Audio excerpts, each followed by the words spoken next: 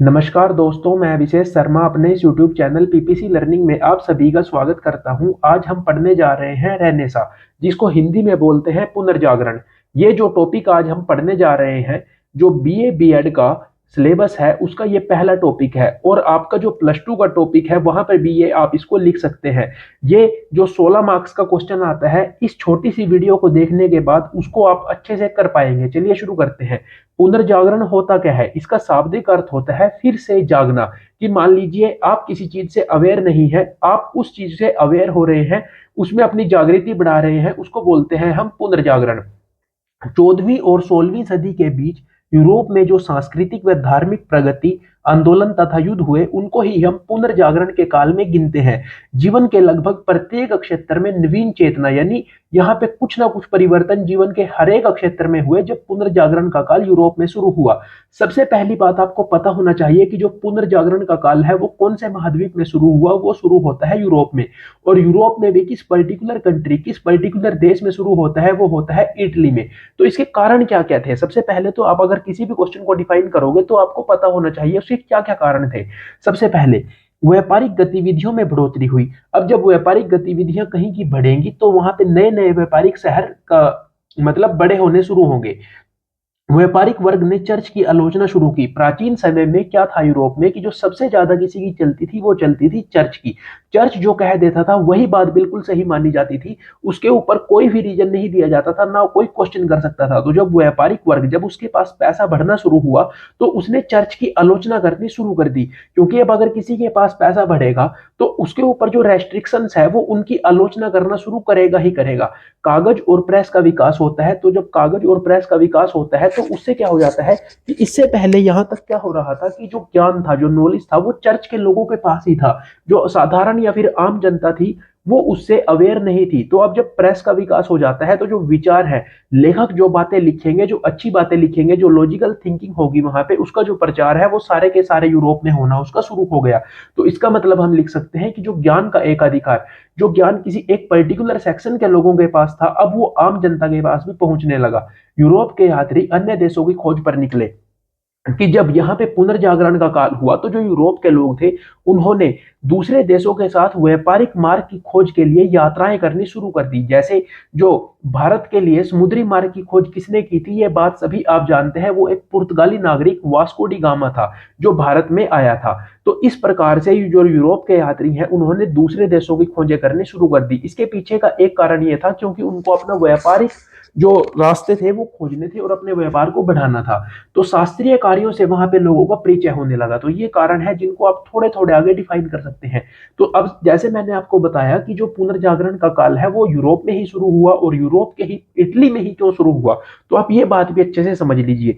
सबसे पहले इटली एक अमीर देश था, वहां पे व्यापार अच्छा होता था, और व्यापार अच्छा होने का एक कारण यह था कि जो उसका किनारा है वो समुद्र के साथ लगा हुआ है। बुर्जुआ वर्ग का उदय। अब अगर किसी जगह पे व्यापार अच्छा हो रहा है, अच्छा खासा व्यापार हो रहा है, तो वहां के जो अमीर लोग हैं, जो कैपिटलिस्ट लोग हैं, उनमें बढ़ोतरी होनी शुरू हो जाएगी। मतलब उनके पास पैसा बढ़ना शुरू हो जाएगा, तो वो अपने लिए कुछ अधिकारों की मांग करने शुरू कर देंगे। अब एक आदमी अगर वो उसके पास अधिकार नहीं है लेकिन उसके पास अगर पैसे का इंक्रीमेंट हो जाता है, पैसा उसके पास अच्छा खासा आ जाता है, तो वो क्वेश्चनिंग करना शुरू कर देता है। नए व्यापारिक वर्ग ने कला और साहित्य को संरक्षण दिया। अब जब व्यापारिक वर्ग है उसके पास अच्छा खासा पैसा आ रहा था, तो उसने कला और फिर साहित्य को संरक्षण देना शुरू कर दिया। अब अगर कला और साहित्य को संरक्षण मिलेगा तो जो नए नए लोग हैं, जो इंटेलेक्चुअल पर्सन है, वो कुछ बातें लिखेंगी, और उसका प्रेस के उदय के कारण जो उसका प्रचार है वो सारे के सारे देश में हो जाएगा। पुराने समय में शक्तिशाली देश था एक इटली। जैसे जो रोमन साम्राज्य था, तो उसको जहां रोमन साम्राज्य की ग्रोथ जहां हुई थी वो इटली में ही हुई थी। इटली उसका एक कोर पॉइंट था, तो इसलिए हम इसके जो पुराने समय से ही इटली था वो एक शक्तिशाली, अच्छा खासा उसके पास पैसा था। रोम में पोप की सीट थी। अब जैसे जो ईसाई धर्म है उसमें जो पोप की सीट है वो एक बहुत महत्वपूर्ण चीज होती है। तो जो रोम है वो इटली का एक शहर है, तो वहां पर जो लोग हैं वो पहले से ही अवेयर थे कुछ चीजों के बारे में, मतलब वहां पे लोगों की आवाजाही होती रहती थी। अब मान लीजिए जैसे हमारे इंडिया में कोई बड़ा शहर है, तो अगर वहां पे कोई धार्मिक एक्टिविटी अच्छी खासी होती है, जैसे आज के समय में जो इलाहाबाद है वहां पे जो प्रयागराज है, जैसे तो प्रयागराज में लोग जा रहे हैं, तो वहां पे और भी तो चीजें वहां पे फलेंगे फूलेंगी। तो व्यापारीकरण और शिक्षा पर ज्यादा ध्यान। अब जब वहां पर क्या हुआ लोगों के पास ऑप्शन होते हैं, या तो वो धार्मिक मामलों में ज्यादा उलझे रहते हैं या फिर वो व्यापार और शिक्षा पर ज्यादा ध्यान फोकस करते हैं।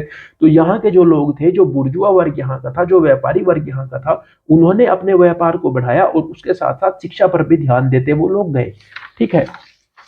अब इसके जो प्रभाव है वो क्या क्या पड़े एग्जाम में। अगर पुनर्जागरण के बारे आता है तो सबसे पहले आप डिफाइन कीजिए पुनर्जागरण है क्या, क्या क्या कारण थे, इटली में ही क्यों आया और उसके क्या क्या प्रभाव पड़े। जैसे मैंने बताया कि उस काल में जीवन के प्रत्येक क्षेत्र में इसका प्रभाव पड़ा। तो साहित्य पर क्या प्रभाव पड़ा, अंग्रेजी साहित्य में नवाचार लाया गया, साहित्य में नई भावना का संचार हुआ, धार्मिक प्रकृति के रहस्य नाटकों पर ज्यादा ध्यान केंद्रित किया गया कि लोगों के पास पहले पढ़ने के लिए मटेरियल अवेलेबल नहीं था। तो अब जब प्रेस की शुरुआत हो गई और लोग जो है वो लॉजिकल बातों को पढ़ने लगे, तो इससे जो साहित्य है उसका भी विकास हुआ। जो नए नए लेखक है उनको प्रोत्साहन मिला लिखने के लिए, क्योंकि जो उनका लिखा हुआ सामान था उसको लोग पढ़ रहे थे, पढ़ पा रहे थे।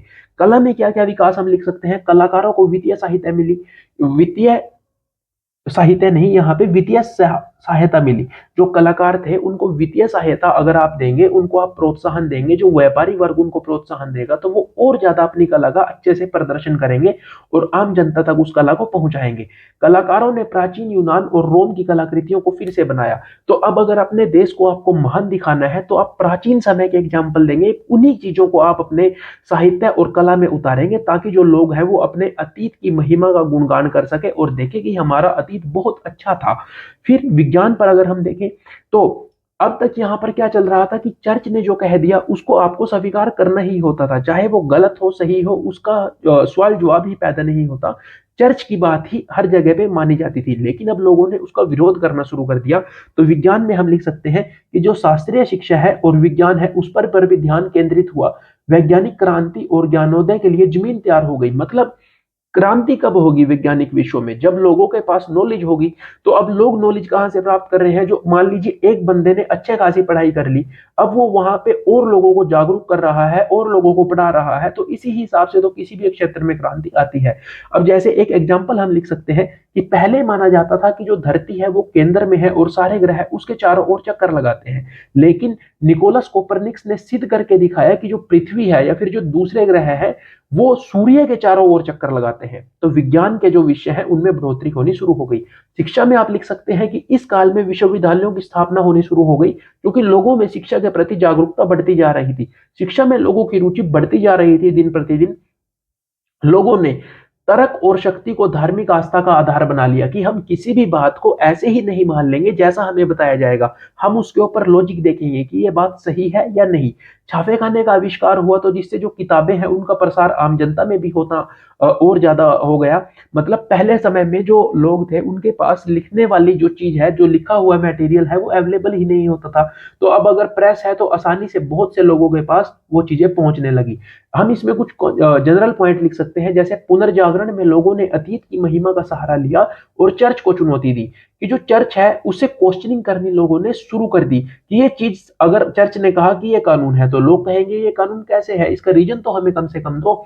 लोगों की सोच बदलना शुरू, कि जो लोग हैं पहले वो किसी भी बात को ऐसे ही मान लेते थे और थोड़ा कंजर्वेटिव टाइप होते थे, लेकिन अब जो लोग हैं उनकी सोच बदलना शुरू हो गई। लोग ओपन माइंडेड पर्सन होने, यानी जो लोग हैं उनका जो माइंड है वो ओपन तरीके से काम करने लगा। चित्रकारी से भी पुनर्जागरण को बढ़ावा। अब जो कोई भी चित्रकार है, अगर वो लोगों को अवेयर करेगा कि चित्रों के माध्यम से पुराने अतीत को दिखाएगा या फिर लोगों को बताएगा कि क्या चीज सही है क्या गलत है, तो उससे भी जो पुनर्जागरण है, मतलब जो लोग हैं वो और ज्यादा अवेयर होंगे। लोग विचारों की लोगों ने क्या काम किया कि जो पहले से चली आ रही बातें थी उनको जो अब क्वेश्चनिंग करना शुरू कर दिया कि उसके पीछे क्या तर्क है, लोगों ने ये बात पूछनी शुरू कर दी। तो इस तरह से हम जो पुनर्जागरण है उसको अच्छी तरह से डिफाइन कर सकते हैं। अगर आपको ये वीडियो अच्छी लगी तो अपने सारे दोस्तों के साथ शेयर कीजिए और हमारे साथ इस वीडियो सीरीज में बने रहिए। थैंक यू, मिलते हैं अगली वीडियो में।